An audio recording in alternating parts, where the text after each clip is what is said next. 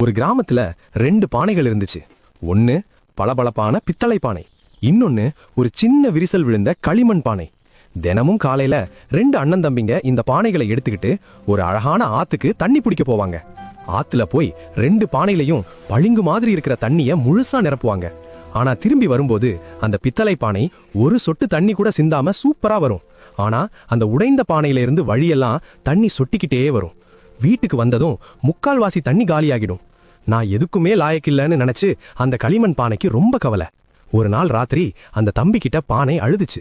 அதுக்கு அந்த தம்பி சிரிச்சுக்கிட்டே கவலைப்படாதேன்னு சொன்னான். அடுத்த நாள் காலையில நாம தினமும் நடந்து வர்ற பாதையை திரும்பி பாருன்னு அந்த தம்பி பானை கிட்ட சொன்னான். பார்த்தா ஆச்சரியம், பித்தளை பானை வந்த பக்கம் வெறும் மண்ணாதான் இருந்துச்சு. ஆனா விரிசல் பானை தண்ணி சிந்திக்கிட்டே வந்த பாதை முழுக்க கலர் கலரா அழகான பூக்கள் பூத்து குலுங்குச்சு.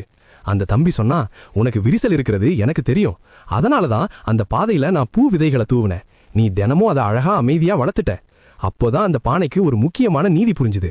நம்முடைய குறைகள் கூட சில சமயம் உலகிற்கு அழகை தரலாம். எப்படி, கதை சூப்பரா இருக்கா? Download ShareChat.